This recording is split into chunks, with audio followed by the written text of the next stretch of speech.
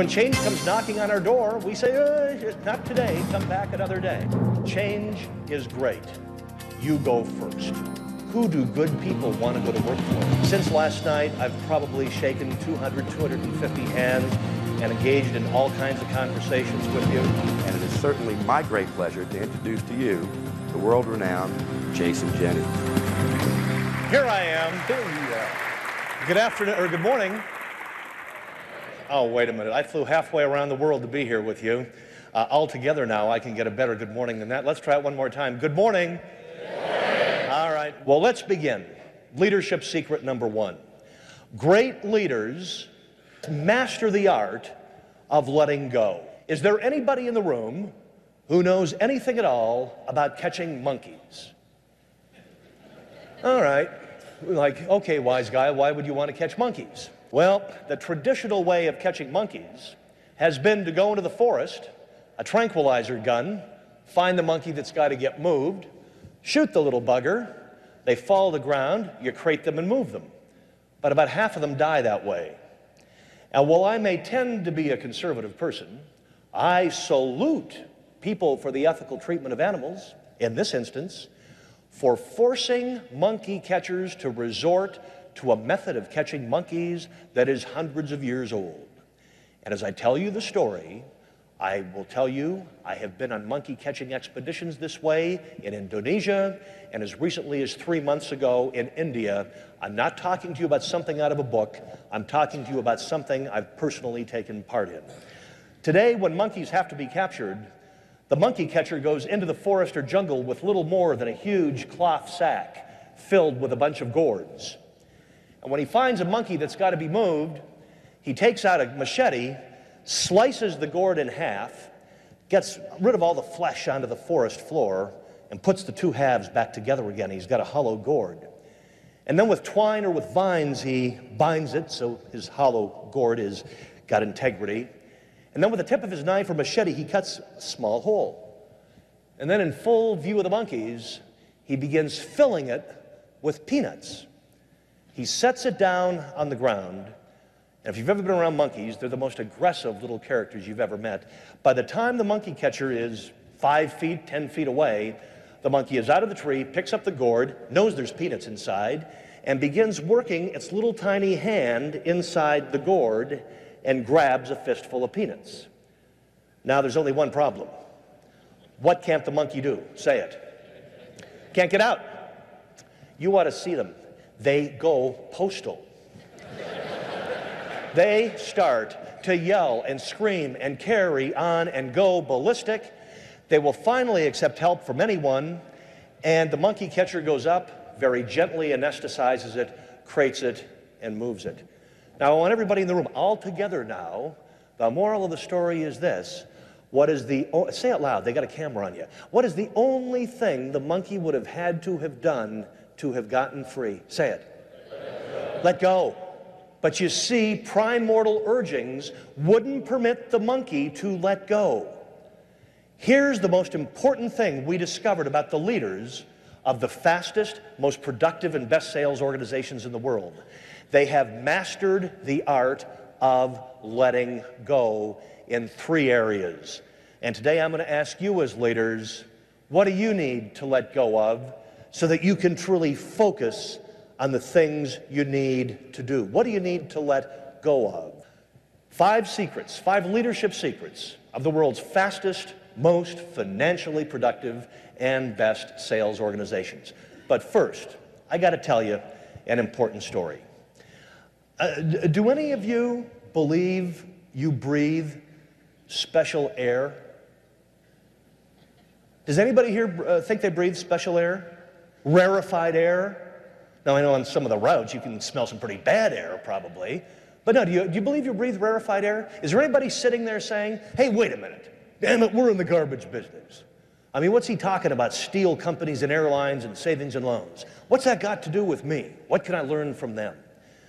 The biggest discovery we've made is that the thing that holds leaders back is because they're unwilling to look outside of their own industries, and there's a wonderful story about it. Is there anybody here from New Jersey? Would you raise your hands, please? Anybody?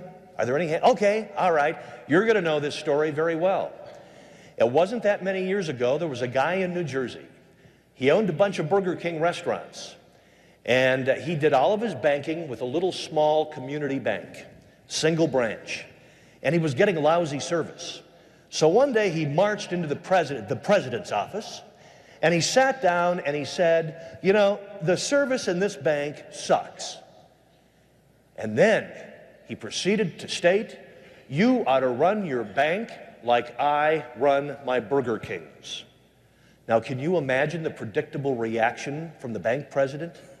You can just see this bank president sitting there, his jowls start going, what the hell could you possibly know about the banking business? I mean, you flip hamburgers, for God's sake. So the Burger King guy looks at him. He says, you know what? He said, I don't like your bank, and I don't like you. As only people in New Jersey can do. And he said, you know what I'm going to do? I'm going to buy your bank. And he started running it like a Burger King. Open on Saturdays, open on Sundays, open night times. Want a kiddie playland? They've got one of those too. Today, New Jersey's Commerce Bank is the fastest growing financial institution in the United States with more than 500 branches and the third most profitable bank organization in the country. But you see, that bank president was not ready to learn from anybody outside his industry. Leadership secret number 2.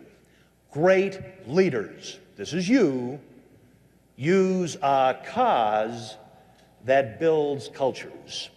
In the case of Marion Sandler, 42 years ago, she was working as one of only 2 women in a professional job on Wall Street for Oppenheimer and Company. And one day she sat down with the bosses and they said, Marion, where do you want to go in the company? And she said, I want to be a partner someday. Now, according to Marion, they looked at her and said, Marion, haven't you checked your plumbing out recently? You're a girl, and a girl will never be a partner on Wall Street. 42 years ago, Marion went, I'm out of here. She grabbed her husband, Herb, who had just graduated from law school 2 weeks before, and she said, Herb, we're going to go out and buy a savings and loan. He said, what the hell are you talking about? She said, it's one of the industries I cover, and it's the most undermanaged industry in the world. And she said, we're going to get one. And for 18 months, they traveled the United States, and they finally found this little tiny family-owned savings and loan in Oakland, California, Golden West Financial. It took 18 months to beg, borrow, and stitch together the down payment to buy it. And on the day they were opening, here's what Marion told Herb. She said, Herb, we are going to build a company where now this is 42 years ago, where it doesn't matter what your age is, your sex is, your race is, your ethnicity is, your orientation is, your pedigree is. We are going to be a company that is a meritocracy where there will never be anybody climbing up a hierarchical ladder with their nose stuck up the bum of the person on the rung ahead of them, and where the best idea is going to win. Today, 42 years later, that is still the cause at World Savings. Leadership secret number 3. Great leaders know the real purpose of business. They get it. 50 years ago, Peter Drucker wrote, the purpose of business is to find a customer. That stood unchallenged for 25 years. 25 years ago, Theodore Levitt, the publisher of the Harvard Business Review, said the purpose of business is to find and keep a customer. The companies I've written about have earned a right to speak. And let me tell you what they believe. They believe that the purpose of business is to find, keep, and grow the right customers. Let me ask you this. Is there such a thing as the wrong customer? Yes or no? Why in the world would we ever go out to find a wrong customer? Why in the world do we need to beat ourselves up by trying to keep customers who are inherently wrong or evil? Why in the world would we do that instead of trying to find more of the right customers? Leadership secret number 4. Great leaders know they can't satisfy everyone. And I think this just dovetails so perfectly with everything David talked about. You can't satisfy everyone. But let me ask you this. Finish this statement for me. If I said, satisfied customers do what would you tell me satisfied customers do? Shout it out. Satisfied customers buy more. What did somebody say over here? Pardon me? Stay. What else? Oh, tell others, pay their bills. Well, you know, that's all conventional wisdom. And I'm a sucker for conventional wisdom, and I've always historically believed conventional wisdom, but it's often wrong. Let me ask you to look at your own life. Is there anybody here who went to the grocery store last week, filled the cart with groceries, pushed it out to your cart, stood by the side of your car, and said, Jesus, I was satisfied?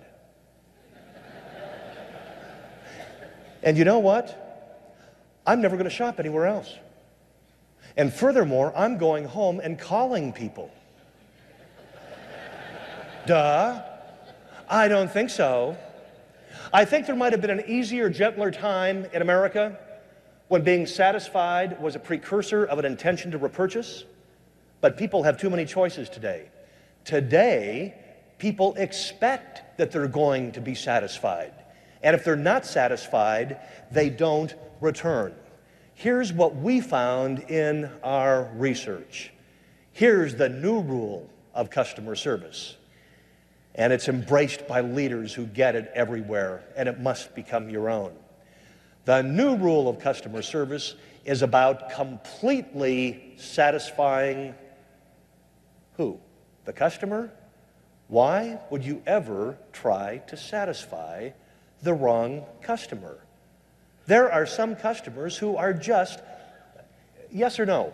There are some customers who are just customers from hell. Yes or no? Yes. Why in the world would we drop 1 penny of our precious resources trying to satisfy the wrong customer? First of all, invite them to leave. It's an amazing thing how many of them shape up when they're actually invited to leave and become the right customer, and invest your resources completely satisfying the right customer. All right, thank you all very, very much. You've been wonderful. Thanks, Jason.